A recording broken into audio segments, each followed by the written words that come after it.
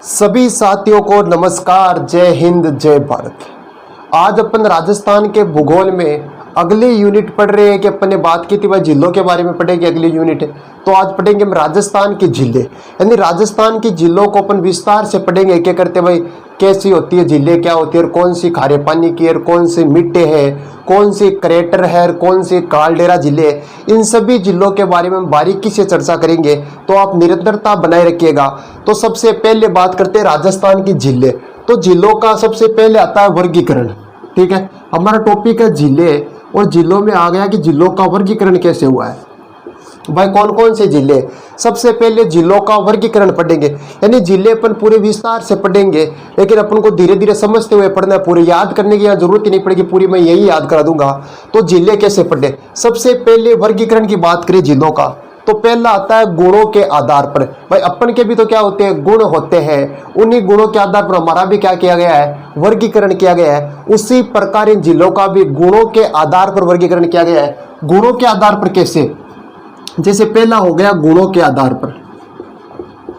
गुणों के आधार पर, गुणों के आधार पर लिख देता हूं सीधा, गुणों के आधार पर वर्गीकरण। पहला गुणों के आधार पर वर्गीकरण कैसे, तो गुणों के आधार पर पहला हो गया, एक तो हो गई खारे पानी की झीलें, खारे पानी, खारे पानी की झीलें, पहला हो गया खारे पानी की झीलें। और जो दूसरा गुण हो गया वो हो गया मीठे पानी की झीलें, मीठे पानी की झीलें। पहला हो गया खारे पानी की झीलें, दूसरा हो गया मीठे पानी की झीलें। खारे पानी की झीलें कौन सी होती है, वे झीलें जो खारी हो वो खारे पानी की होगी, जो मिट्टी है वो मीठे पानी की होगी। ये तो एकदम सिंपल हो गया, खारी है वो खारे पानी की, मिट्टी है जो मीठे पानी की। ये हो गया पहला वर्गीकरण। पहला वर्गीकरण क्या है, गुणों के आधार पर अपन वो खारे पानी की जितने भी जिले आती है इन सभी के नाम याद करना है, और उनका जो लोकेशन है यानी स्थान कौन सा, वो स्थान भी अपन को याद करना है।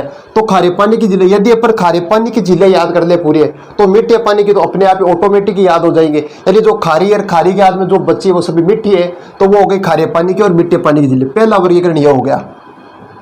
अब खारे पानी की झीलों में क्या होता है कि पहला आता है कि भाई सर्वाधिक खारे पानी की झीलें कहाँ है। भाई राजस्थान की बात कर रहे हैं तो राजस्थान में सर्वाधिक जो खारे पानी की झीलें हैं वो है कहां, तो सर्वाधिक की बात करें अपन, भाई सर्वाधिक, सर्वाधिक भाई राजस्थान में सर्वाधिक खारे पानी की झीलें है कहां, तो वो हो गई नागौर में। कहां हो गई, वो है हमारे नागौर में। ये हो गया नागौर, खारे पानी की सर्वाधिक झीलें कहां है, नागौर में है। दूसरा प्रश्न हमारा क्या बनता है यहाँ से, एक तो बनता है कि भाई कौन सी झील कहाँ है, स्थान को लेकर प्रश्न बनता है। तो वो ट्रिक बता दूंगा, एक ट्रिक खारे पानी की पूरी झीलें आ जाएगी, और मीठे पानी की जो बची वो पूरी क्या आ गई, मीठे पानी की झीलें आ गई। तो अगला उसके अलावा हमारे जो प्रश्न बन रहा है वो बन रहा है कि सर्वाधिक खारे पानी की झीलें राजस्थान में कहाँ है। तो पहला प्रश्न हो गया कि नागौर में, कहाँ है, नागौर में है। दूसरा प्रश्न हमारा यहाँ खारे पानी से लेकर एक प्रश्न अगला और बनता है, वो बनता है कि सबसे बड़ी खारे पानी की, यानी सबसे बड़ी खारे पानी की झील कौन सी है, सर्वाधिक बड़ी, लिख देते हैं कि सर्वाधिक बड़ी, सर्वाधिक बड़ी खारे पानी की झील कौन सी है। तो सर्वाधिक बड़ी की बात करें तो वो हो गई हमारी सांबर। कौन सी हो गई, वो है सांबर झील, सांबर झील, ये हो गई सांबर झील। यानी सर्वाधिक झीलों की बात करें खारे पानी की तो नागौर में है, और सर्वाधिक बड़ी झील की बात करें राजस्थान में कौन सी है, तो वो हो गई सांबर झील। कहाँ है, सांबर झील की लोकेशन भी बताऊंगा भाई है कहाँ, जयपुर हो गई, अजमेर हो गई, नागौर, इनकी सीमाओं पर है, वो हो गई सांबर झील।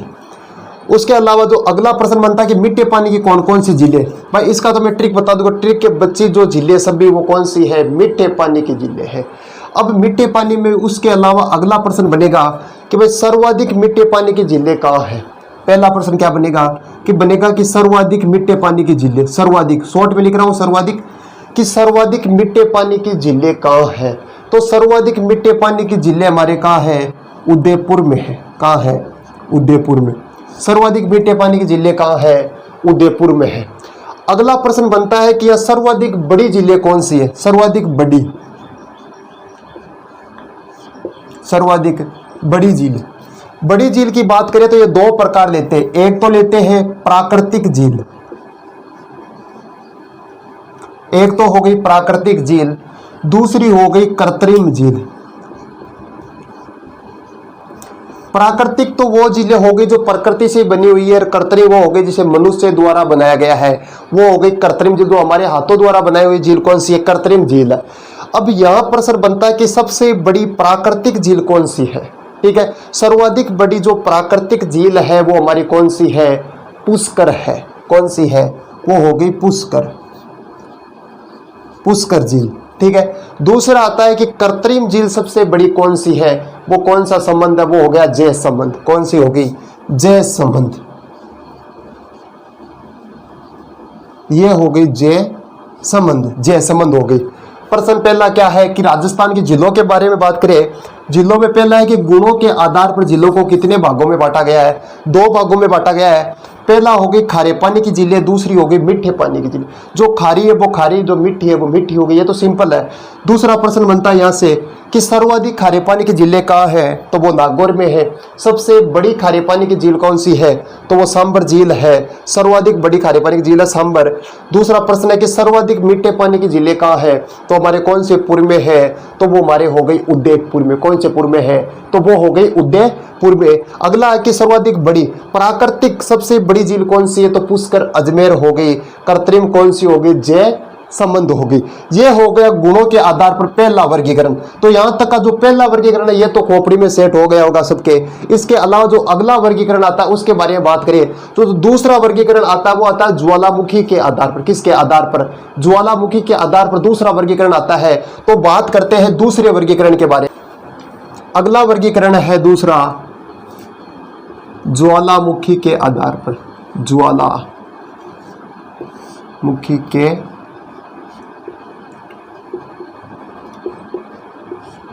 आधार पर, ज्वालामुखी के आधार पर अगला वर्गीकरण है। इस वर्गीकरण को अपन कितने भागों में बांटते हैं? तो इसी वर्गीकरण को अपन 2 भागों में बांटते हैं। पहला हो गया कालडेरा।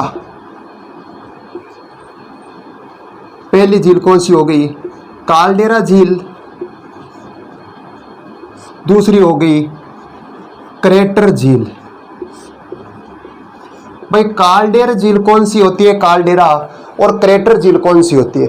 कालडेरा याद करते हैं सबसे पहले। भाई कालडेरा झील कौन सी है? कई बार आ जाता सीधा सीधा क्वेश्चन कि निम्न में से कौन सी कालडेरा से निर्मित हो? कालडेरा होगी ज्वालामुखी से निर्मित। कालडेरा वाली झील कौन सी है? क्रेटर झील कौन सी? यहां से तो सीधा सीधा प्रश्न आ जाता है। तो पहला आता है कालडेरा होता क्या है? ये हो गई हमारी धरातल। धरातल तो सभी जानते हो कि जो जमीन हो गई, धरातल जमीन हो गई, तो वो हो गई हमारी धरातल। अब धरातल में क्या होता है कि जो ज्वालामुखी विस्फोट होता है, ज्वालामुखी विस्फोट होने से जो लार्वा क्या निकलता है? बाहर निकलता है। ये लार्वा बाहर निकल रहा है। ठीक है, ज्वालामुखी का विस्फोट हुआ और उससे लार्वा कहाँ निकल रहा है? जैसे ज्वालामुखी से विस्फोट होने से लार्वा बाहर निकलेगा।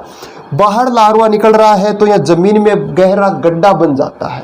गहरा गड्ढा बन जाता है और जो ज्वालामुखी का जो आकार होता है, मुख का आकार, ज्वालामुखी के जो मुख का आकार होता है वो कैसा होता है? बड़ा होता है। इसमें क्या होता है कि जो ये ज्वालामुखी का जो मुख रहता है इसका आकार क्या रहता है? बड़ा रहता है। कि ज्वालामुखी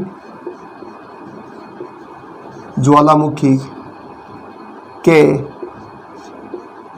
मुख का आकार कैसा रहता है? बड़ा रहता है। ठीक है, ज्वालामुखी का जो मुख है ये, इसका आकार कैसा रहता है? बड़ा रहता है। अगर आकार जिसका बड़ा है तो उसे कौन सी झील कहेंगे अपन? कालडेरा झील कहेंगे। कौन से कहेंगे? कालडेरा झील कहेंगे। झील कैसे कहते हैं? ये तो हो गया कालडेरा, लेकिन अब जैसे वर्षा होगी, वर्षा होने पर इसमें जल इकट्ठा होगा। ठीक है, इसमें अब जल इकट्ठा करा देते, इसमें हो रहा जल इकट्ठा। अब जल इकट्ठा होने पर जो कालडेरा है इसमें जो जल इकट्ठा हो रहा है इस कारण एक झील बन जाती है, उसे अपन कहते हैं कालडेरा झील। कौन सी झील? कालडेरा झील कहते हैं। ये हो गई कालडेरा झील। कालडेरा झील कौन सी हो गई? ज्वालामुखी के विस्फोट से ज्वालामुखी का जो मुख रहता है उसका आकार बड़ा रहता है, उसे तो कालडेरा कहते हैं। और आकार ज्वालामुखी का छोटा रहता है उसे कौन सी झील कहते हैं? उसे क्रेटर झील कहते हैं। इसमें क्या होता है? ये हो गया धरातल और ऐसे ही ज्वालामुखी बाहर निकलता है। ज्वालामुखी बाहर निकलता है, इसका जो मुख का आकार रहता है ज्वालामुखी का वो कैसा रहता है, छोटा रहता है। इस कारण इसे तो कहते हैं क्रेटर झील और इसे कहते हैं काल्डेरा झील। अब आता है कि काल्डेरा झील का एग्जाम्पल कौन सा, हमारे उदाहरण कौन सा है, और क्रेटर झील का एग्जाम्पल कौन सा है। एग्जाम्पल याद रखना पड़ेगा, ये जो कहानी है ये नहीं पूछेंगे एग्जाम में, हमारे जो प्रश्न आएगा तो प्रश्न एग्जाम्पल से आएगा, तो अपन को एग्जाम्पल ही याद रखना है। तो एग्जाम्पल कौन सा हो गया काल्डेरा का, तो वो तो हो गया पुष्कर, पुष्कर झील। कौन सी झील हो गई, पुष्कर झील हो गई। और जो क्रेटर झील है, इस क्रेटर झील का एग्जाम्पल कौन सा हो गया, तो इसका जो क्रेटर का जो एग्जाम्पल है वो हो गया नक्की झील, नक्की झील। इस झील के बारे में अपन पूरे विस्तार से पढ़ेंगे कि क्या क्या कहानियां है झील को लेकर, उनके बारे में पूरे विस्तार से बात करेंगे। लेकिन यहाँ तक का जो सीधा सीधा परिचय है ये सबके खोपड़ी में बैठ गया होगा। तो ये हो गया ज्वालामुखी के आधार पर झीलों का वर्गीकरण। अब बात करते हैं, वर्गीकरण तो हो गया, लेकिन अब खारे पानी की झीलें उठाते हैं सबसे पहले। कौन सी उठाते हैं, खारे पानी की पढ़ेंगे सबसे पहले विस्तार से पूरी, उसके बाद में पढ़ेंगे मीठे पानी की। अब जितने भी खारे पानी की झीलें, अधिकतर का तो अपन को क्या नाम है, नाम याद रखना, स्थान याद रखना है, लेकिन 3 झीलों को पूरे विस्तार से पढ़ना। पहली हो गई सांबर, जो सबसे बड़ी खारे पानी की झील है। सांबर के बाद में हो गई पंचपदरा जो पड़ती है बाड़मेर में, और तीसरी झील है डीडवाना पड़ता है नागौर में। इन 3 झीलों के बारे में अपन पूरे विस्तार से करेंगे। और के जो जितनी भी झीलें हैं खारे पानी की, उनका ओनली स्थान ही याद रखना है। तो बात करते हैं खारे पानी की झीलें। सबसे पहले खारे पानी की जितनी भी झीलें उनका मैं ट्रिक बता देता हूं, उसके बाद उन 3 झीलों को पढ़िए विस्तार से पढ़ेंगे।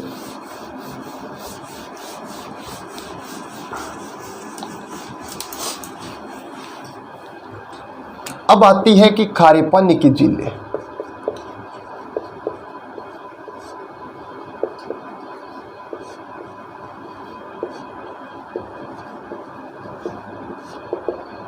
खारे पानी की झीलें, जो हमारा इसमें जो सूत्र लगता है वो ट्रिक क्या लगता है, ट्रिक हो गया साड़ी का पल्लू। ये फेमस ट्रिक है, सभी जानते हैं, ये साड़ी का पल्लू कुत्ता फाड़े रे, कुत्ता फाड़े रे, साड़ी का पल्लू कुत्ता फाड़े रे। सा का मतलब हो गया सांबर, सांबर। डी का मतलब हो गया डीडवाना, का मतलब हो गया कावोद, पै का मतलब हो गया पंचपदरा बाड़मेर। कावोद कहाँ है, सांबर 3 जिलों में होगी, जयपुर अजमेर नागौर। डीडवाना हो गई नागौर, कावोद हो गई जैसलमेर, पंचपदरा बाड़मेर, लूणकरणसर बीकानेर, ये हो गई बीकानेर, कुचामन नागौर, ताल छापर चूरू, फलोदी जोधपुर, बेगाना नागौर, रेवासा सीकर। ये हो गई खारे पानी की पूरी झीलें। और इनके अलावा कोई सी भी झील आपको दिखे वो सभी कौन से, वो सभी मीठे पानी की झीलें हैं। जैसे हो गया कि साड़ी का पल्लू कुत्ता फाड़े रे, सा का मतलब हो गया सांबर, डी का मतलब डीडवाना, का मतलब कावोद, पै का मतलब पंचपदरा, लय का मतलब लूणकरणसर, कु का मतलब कुचामन, ता का मतलब ताल छापर, फा का मतलब फलोदी जोधपुर, डे का मतलब डेगाना नागौर, रे का मतलब रेवासा सीकर। ये हो गया झीलों का सामान्य हो गया जो परिचय है खारे पानी की झीलों को लेकर। अब जो इम्पोर्टेंट झील है उन 3 के बारे में बात करूँ। एक तो करूंगा सांबर झील के बारे में, दूसरी हो गई डीडवाना और तीसरी हो गई पंचपदरा बाड़मेर। इन 3 झीलों के बारे में अपन विस्तार से पढ़ेंगे। और का तो आपको स्थान याद करना है कि कहाँ है, लूणकरणसर बीकानेर हो गई, ताल छापर चूरू, जैसे लूणकरणसर हो गई बीकानेर, ताल छापर हो गई चूरू, फलोदी हो गई जोधपुर, रेवासा हो गई सीकर, डेगाना हो गई नागौर, और कोई कुचामन नागौर है ही, कुचामन नागौर, कावोद जैसलमेर, कावोद हो गई जैसलमेर, डीडवाना नागौर, और जो सांबर है ये जयपुर, अजमेर और नागौर। हाँ नागौर। ये हो गया जिलों का सामान्य वर्गीकरण, जो है कि खारे पानी को लेकर जो हमारी जिले हैं, इन सभी को एक ही ट्रिक के द्वारा मैंने आपके सामने प्रस्तुत करने का प्रयास किया है। तो ये हो गई खारे पानी की जिले। अब जो 3 जिले हैं बड़ी बड़ी, इन 3 जिलों को बड़े विस्तार से पढ़ेंगे। तो बात करते हैं सांबर झील के बारे में। सबसे पहले पढ़ते हैं सांबर, अपन झील बढ़ाते हैं सबसे पहले, यानी पूरे समझे कि विस्तार रियल लाइफ को लेकर याद करेंगे जिलों को। तो सबसे पहले लिखते हैं सांबर, 1 ही मिनट में याद हो जाएगी पूरी सांबर। अब मान लीजिए कि आप अपने दोस्त के साथ, आपकी बात कर रहा हूं कि जो आप अपने दोस्त के साथ जा रहे हैं, कहाँ जा रहे हैं, मंदिरें घूम लिए, बहुत अच्छी अच्छी चीज़ें घूम के आ गए, टूर करके आ गए अच्छे अच्छे, लेकिन आपके दोस्त ने कहा कि आज अपन कहाँ चलेंगे, आज अपन झीलों को देखने चले, जो राजस्थान की जितने भी जिले हैं उनको देखने चलेंगे। तो आप जा रहे हैं झीलों को देखने, तो झीलें हैं सांबर झील, लिख देता हूँ सांबर झील। अब इसको देखने जाएंगे आप, तो सबसे पहले जाएंगे तो आपके दिमाग में एक आएगा प्रश्न ये आएगा कि ये सांबर झील पड़ती कहाँ है। भाई कहीं भी घूमने जा रहे हैं तो पहला प्रश्न तो ये आएगा कि इसकी लोकेशन क्या है, स्थान कौन सा है, कि सांबर झील है कहाँ। तो सबसे पहले जो प्रश्न आ रहा है वो है हमारा कि सांबर झील कहाँ है, सांबर झील है कहाँ। तो सांबर झील कहाँ है, तो इसकी लोकेशन पूरी अपन को मैप में लगाकर देखना है कि सांबर पड़ता कहाँ है।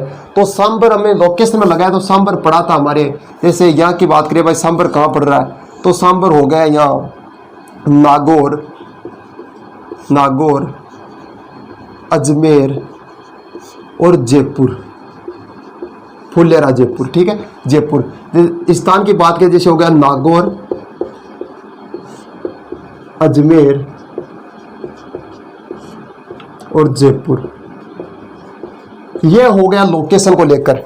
जैसे ही आप लोकेशन लगा के सांबर झील गए तो आपने देखा कि इतनी सुंदर झील और इतनी बड़ी झील कौन सी है, सांबर झील। सभी गए सांबर झील को देख रहे, पास में पानी भरा हुआ अंदर है और झील को सभी देख रहे चारों ओर होके। लेकिन जैसे ही देखा तो आपके दिमाग में एक प्रश्न और आया। प्रश्न ये आया कि जो ये झील है सांबर झील कि इतनी बड़ी है, कितनी बड़ी है कि बहुत ही बड़ी झील है, बहुत बड़ी झील है, लेकिन इतनी बड़ी झील का निर्माण किसने कराया होगा। क्या हो गया, अगला आया आपके प्रश्न कि इसका निर्माण किसने कराया होगा। पहला प्रश्न आगे जहाँ जा रही है उसकी लोकेशन का पता होना बहुत जरूरी है, तो लोकेशन देख लिए अपन ने कहाँ पड़ती है।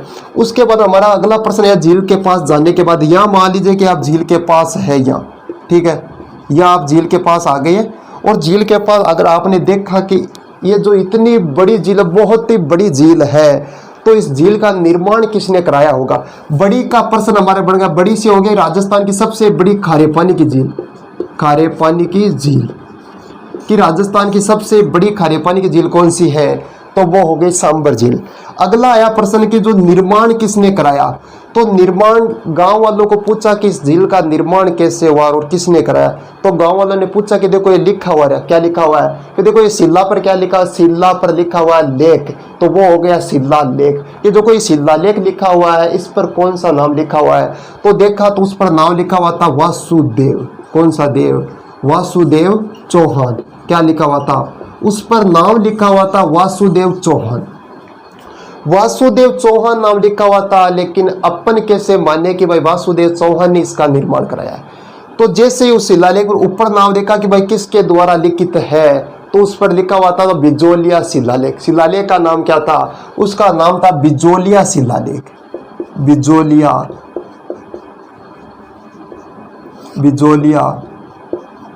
शिलालेख। ये हो गया बिजोलिया शिलालेख।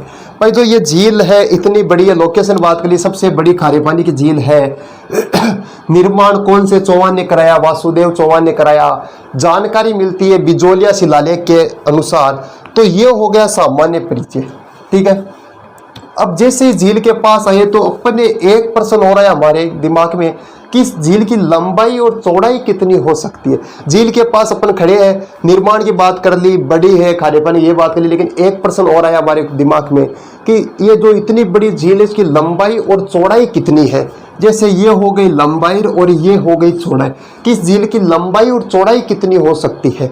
तो लंबाई की बात करें तो इसकी लंबाई थी 2 से 12 किलोमीटर, ठीक है, 2 से 12 किलोमीटर।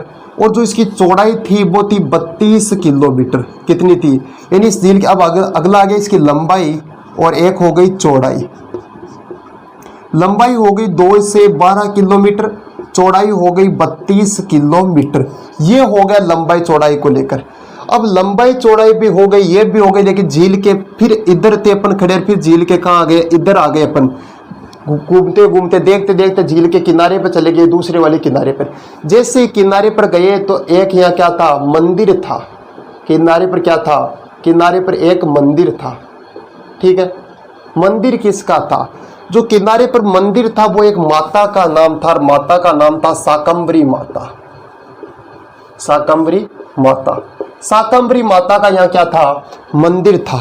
फिर किनारे से होते हुए और अपन आगे गए, आगे गए तो एक यह मस्जिद भी बनी हुई थी। क्या बनी हुई थी, एक यह मस्जिद बनी हुई थी। मस्जिद का नाम था नालीसर मस्जिद, नालीसर मस्जिद, नालीसर मस्जिद, ठीक है। अब लोकेशन की बात कर ली, झील है कार बड़ी, सबसे बड़ी खारे पानी की झील है। निर्माण कौन से चौहान ने, वासुदेव चौहान ने। जानकारी मिलती है बिजोलिया शिलालेख के अनुसार। लंबाई चौड़ाई की बात कर ली, लंबाई चौड़ाई के बाद में आगे इधर गए तो आगे एक मंदिर मिला, मंदिर से आगे गए, मंदिर किसका मिला, शाकंभरी माता का। मंदिर से और आगे गए तो एक मस्जिद मिली, फिर मस्जिद से और आगे गए अपन तो यहाँ क्या बनी हुई थी, क्यारियां बनी हुई थी झील के पास। झील के आसपास क्यारियां बनी हुई थी। तो अपन ने पूछा गाँव वालों कि ये क्या लोकड़ा है, कि क्यारियां किसकी है। तो यहाँ के लोगों ने बताया कि जो ये क्यारियां बनी हुई है, या इस क्यारियों से यहाँ नमक तैयार होता है। तो यहाँ जो नमक तैयार होता है वो होता है क्यारी पद्धति से, क्यारी पद्धति से नमक तैयार होता है, नमक तैयार होता है, कि क्यारी पद्धति से यहाँ नमक तैयार होता है। यदि नोट्स भी बनाने तो पूरे इसी चित्र के हिसाब से ही बनाना, क्योंकि तुरंत ही वापस समझ में हुआ है तो याद तुरंत ही आ जाएगा। तो इस कारण ऐसा ही बनाना है पूरा मैथ में, ठीक है। अब क्यारी पद्धति से यह नमक तैयार होता है, नमक भी हमारे यहाँ तैयार हो गया क्यारी पद्धति से। फिर अगला प्रश्न ये आया हमारे दिमाग में कि जो इतनी बड़ी झील है तो इस झील में पानी कहाँ से आता होगा। इतनी बड़ी झील है तो इतना पानी कहाँ से आता है। तो जैसे पानी के बारे में चर्चा की, पूछा लोगों को कि पानी कहाँ से आता है, तो किसी ने कहा कि एक यहाँ से नदी आती है। नदी का नाम क्या है, खारी,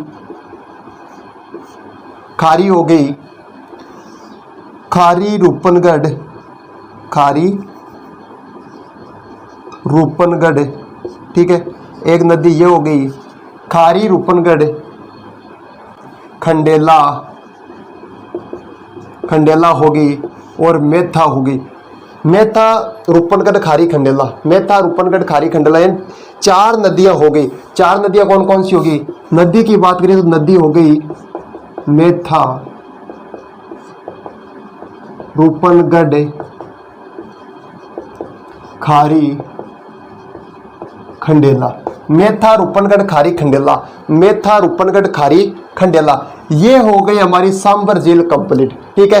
अब ये सांबर झील कंप्लीट हो गई, लेकिन यहाँ पर एक कंपनी भी है, हिंदुस्तान साल्ट लिमिटेड की स्थापना की गई। किस झील के किनारे एक कंपनी की स्थापना की, उसका नाम था हिंदुस्तान, हिंदुस्तान साल्ट कंपनी। स्थापना हुई थी 1964 में, 1964 में। ये हो गई सांबर झील। सांबर झील तो पूरी समझ में आ गई। अब सांबर झील के बाद जो हमारी अगली झील आती है वो आती है पंचपदरा झील, जो पड़ती है बाड़मेर में। अब बात करते हैं पंचपदरा झील के बारे में। अब जो अगली झील है हमारी वो आ गई पंचपदरा झील, ठीक है। कोई भी झील पड़े तो सबसे पहले उसकी लोकेशन याद होना बहुत जरूरी। तो इसकी जो लोकेशन है वो है, ये कहाँ है झील, ये हो गई बाड़मेर में। ये झील कहाँ है, तो पंचपदरा झील हो गई बाड़मेर में। अब जैसे ही बाड़मेर अपन सबसे पहले सांबर झील गए, सांबर झील से अपन आ गए पंचपदरा झील। पंचपदरा झील आए तो कहाँ पड़ती है, बाड़मेर में पड़ती है, बाड़मेर आ गए।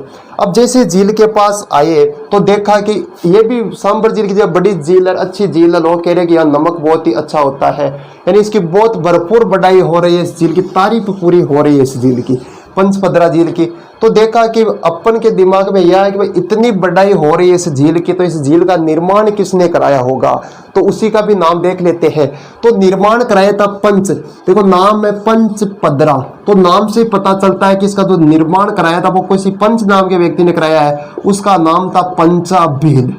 कौन सा भील था रे, तो उसका नाम था पंचा भील। जो इस झील का निर्माण कराया था वो कौन सा भील ने करवाया, तो वो कराया था पंचा भील ने। अब झील की भरपूर तारीफ हो रही है, बढ़ाई पूरी हो रही है, तो बात के लोग कह रहे कि इसका नमक है ना, जो इस झील का जो नमक वो सर्वश्रेष्ठ है, किस झील का नमक सर्वश्रेष्ठ है, कि खाने में बहुत ही अच्छा नमक है इस झील का। कौन सी झील का, पंचपदरा झील का। तो अपने का कि कारण क्या है कि इतना अच्छा है, तो अपने जो कारण का मालूम किया तो इस झील में 98% NaCl पाया जाता है, सोडियम क्लोराइड पाया जाता है, सोडियम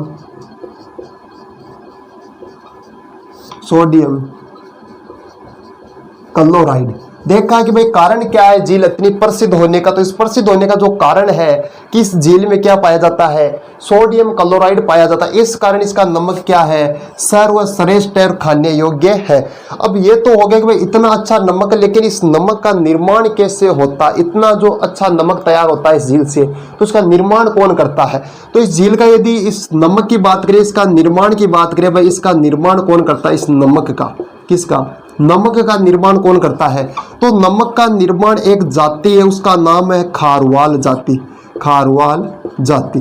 नमक तैयार करने वाली जाति का नाम है खारवाल जाति। और खारवाल जाति जो नमक तैयार करती है वो एक झाड़ी से करती है, झाड़ी का नाम है मोरली झाड़ी, मोरली झाड़ी नमक तैयार करती है मोरली झाड़ी। मोरली झाड़ी की टहनी से, जो टहनी है झाड़ी की, मोरली झाड़ी की टहनी से करती है। और विधि या पद्धति का नाम क्या है, वायु या रेस्ता पद्धति द्वारा, वायु या रेस्ता पद्धति द्वारा नमक तैयार करती है, द्वारा, ठीक है। नमक का निर्माण कौन करती है, खारवाल जाति करती है, मोरली झाड़ी की टहनी से। पद्धति का नाम क्या है, वायु या रेस्ता पद्धति द्वारा यहाँ नमक तैयार होता है। ये हो गई हमारी पंचपदरा झील। पहली कौन सी पढ़ी, पहली सांबर पढ़ ली, सांबर के बाद में पंचपदरा झील हो गई। अब पंचपदरा झील के बाद जो अगली अंतिम हमारी झील आती है खारे पानी में, कि और की तो अपन को लोकेशन ही याद रखना है, लेकिन जो बड़ी बड़ी झील है तीन, सांबर पढ़ ली, पंचपदरा पढ़ ली, जो अगली अब हमारी झील है वो कौन सी है, डीडवाना झील है। कौन सी झील है, डीडवाना झील। अगली झील आती है हमारे डीडवाना, डीडवाना झील। अब डीडवाना झील के बारे में बात करें तो इसकी लोकेशन क्या है, तो लोकेशन हो गई, डीडवाना पड़ता है नागौर में। कहाँ पड़ता है, नागौर में पड़ता है। अब जैसे अपन सांबर झील आए, सांबर से कहाँ आए, पंचपदरा आए, पंचपदरा से अपन डीडवाना आए। डीडवाना झील जैसे पहुंचे हम, तो लोगों ने कहा कि यहाँ क्या लेने आए हो, तो अपन ने कहा कि यहाँ अपन क्या लेने आए, नमक लेने आए, कि यहाँ का नमक मत ले जाओ। क्या मत ले जाओ, कि यहाँ का नमक मत ले जाओ आप, क्योंकि यहाँ का नमक अच्छा नहीं है, खाने योग्य नहीं है। तो लोगों ने कहा कि यहाँ का जो नमक है वो खाने योग्य नहीं है, खाने योग्य नहीं है। लोगों ने कहा कि यहाँ का जो नमक है वो खाने योग्य नहीं है। अपन ने पूछा कि कारण क्या है कि यहाँ का नमक खाने योग्य नहीं है, तो कारण पूछा अपन ने, भाई कारण बताओ कि खाने योग्य क्यों नहीं है।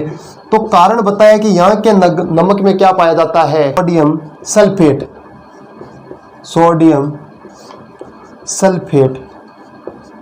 यहाँ के नमक में पाया जाता है सोडियम सल्फेट, Na2SO4, Na2SO4 पाया जाता है, कि यहाँ का जो नमक है वो खाने योग्य नहीं है। कारण क्या है कि खाने योग्य नहीं, तो कारण हो गया कि इसमें सोडियम सल्फेट पाया जाता है, Na2SO4 पाया जाता है। डीडवाना झील में जो निजी संस्था है, नमक तैयार करने वाली निजी संस्था को, कि नमक यहाँ झील, इस झील में नमक तैयार करने वाली, नमक तैयार करने वाली निजी संस्था को देवल कहते हैं। कि डीडवाना झील में जो नमक तैयार करने वाली जो निजी संस्था है उसे क्या कहते हैं? उसे देवल कहते हैं। यहाँ जो नमक तैयार होता है वो ब्राइन पद्धति द्वारा नमक तैयार होता है।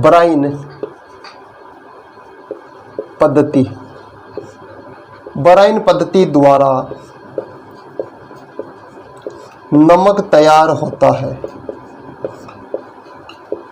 यहाँ जो नमक तैयार होता है वो ब्राइन पद्धति द्वारा यहाँ का नमक तैयार होता है। और इस झील के किनारे एक मंदिर भी बना हुआ है। मंदिर है पाडा या सरकी माता का। पाडा या सरकी माता का यहाँ क्या है? मंदिर बना हुआ है। ये हो गई हमारे खारे पानी की झीलें। कि यहाँ तक की जानकारी सबके खोपड़े में एक बार में समझ में आ गई होगी। आगे की जो अपन की जो मीठे पानी की झीलें आएंगी उनके बारे में बात करेंगे हम अपनी अगली क्लास में। तब तक के लिए सभी साथियों को नमस्कार। जय हिंद।